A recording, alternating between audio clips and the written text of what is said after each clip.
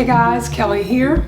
Welcome to my channel. If you've never been here before, thank you for spending some time with me today. And if you've been here before, welcome back. So today I'm going to share with you guys something that happened to me, and I wasn't real happy about it, and I'm still not real happy about it. But there was a lot of things that I guess I learned in my recent stint as a Facebook prisoner. So recently I got put into Facebook jail, and to be honest with you, I ain't got a clue as to why. But the thing that made me angry isn't so much that they put me in jail. They put me in jail and told me that I couldn't share to any group, including the ones that I admin, for 7 days. Before the 7 days was up, they added more days. And then before that was up, they added 7 more days. And I wasn't posting anywhere. So I am not sure what happened, why they decided to punish me so. And I think, not that I expect social media to be loyal to me, but I've been on Facebook pretty much since they kind of started, and I've never been in Facebook jail. For them to extend these restrictions, and as of this moment, as I'm talking to you all, my privileges are not even fully reinstated. I can now post to my groups that I admin, but I still can't participate in any other groups that I was a part of. And so I have no clue what my violation was. They didn't tell me what my violation was, and they didn't tell me why they continued to violate me. So my initial sentencing was the 21st of December, and I can't post to other groups now until the 9th of January. So no clue. Anyway, so I want to share with you guys some things that I learned while going through this frustration, because to be quite frank with you, I was doing a lot of my business marketing on Facebook, and it literally did affect my my sales and my income. Speaking of sales, let me put out my plug. If you guys have not seen my lupus merchandise, I will put link below to where you can get cool t-shirts and coffee mugs and sweatshirts, and yeah, that's my shameless plug. So one of the things that I learned from being in Facebook jail was to stop being lazy. And when I say stop being lazy, I was relying heavily on Facebook to market my business, which is exactly why when they stopped me, it affected my income. I wasn't really marketing heavily in other places, nor, I'll get well, let me stay on topic. I wasn't marketing really any place other than Facebook. If people were to ask me what my hero site is, I almost always refer back to Facebook. And I've even told people that's my second home, it's my second address. They know beyond a shadow of a doubt that they can find me on Facebook. This whole ordeal made me start really considering just deactivating my account. I was so bothered by these continued extensions of a restriction that I had no clue why I was restricted in the first place. So that was the first thing I learned, was to stop being lazy.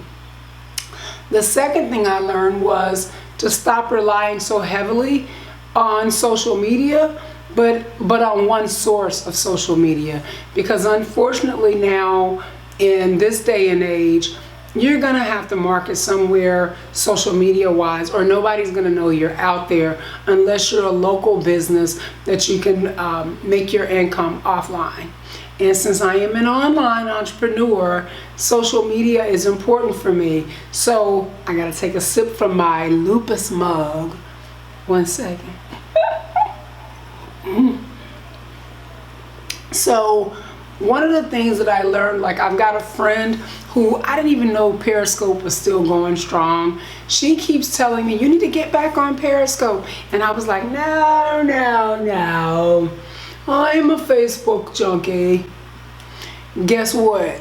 I need to look at Periscope. I need to look more at Instagram, even though I know it's owned by Facebook. I'm sharing more here on YouTube.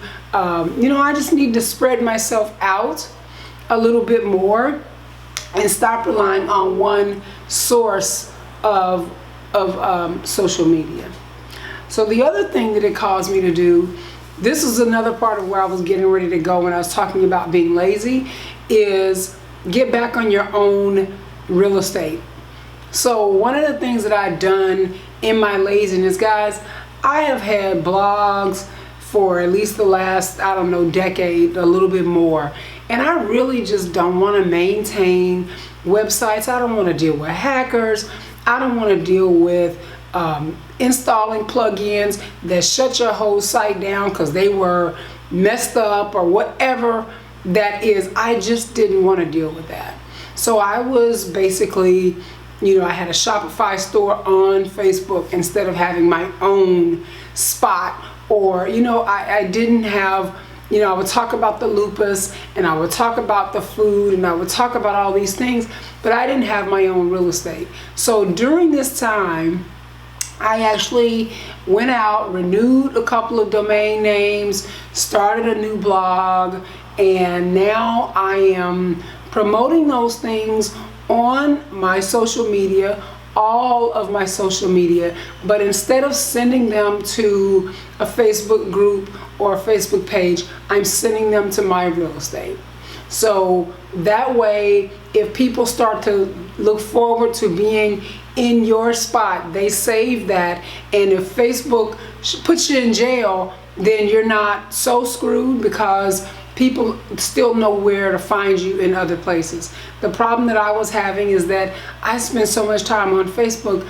That's really one of the only places that people know to find me. Like, I have 2 Instagram accounts, and one of my friends I've known for years was like, how did I not know about this second Instagram account where I post most of my stuff? So I'm now sharing more of my own real estate and sharing in other places. Okay, and then I also need to, like I said, I guess this kind of goes back into what I just said, spread myself further. So offline, online, more social media places, blogging, YouTubing, and I have the time to do that. If you're an online entrepreneur, you are usually in all of those spaces, and you usually have your own real estate. So I just, again, need to go back to number 1 and just stop being lazy. And then the last one is to learn to share offline more. We have enough interactions that we could tell people what it is that we do for a living. So one of the things that I have started to do is I have my wonky handbags. I call them wonky. I got one here. So I made this purse. And I wanted to start selling my purses online, and I talked about these purses, and then a lot of the sales, like this particular bag, is sold to someone here that's local. So if I talk a little bit more about what I have to offer offline, I may actually get more business as well. After all, I'm old enough to remember when Facebook was nowhere to be found and people still did business. So I gotta go back a little old school. But anyway, so hopefully my time in jail, clink, clink, clink, clink, clink, clink, clink, clink, somebody send me a file to file away the bars. Hopefully my time in jail will help you all to think about different ways to market your business that is not so reliant upon Facebook. So if you guys enjoyed what you heard here today, I was about to say what you read. If you guys have enjoyed what you've heard here today, please make sure that you hit the like button and that you subscribe and that you share. And in the description below, I will put some of my new real estate and share with you guys some of the other places that I've decided to start sharing myself. Is that the right way to say that? That might not have sounded right. Anyway, I'll see you all in the next go around. See you all the next go around. Thanks for watching. Ciao.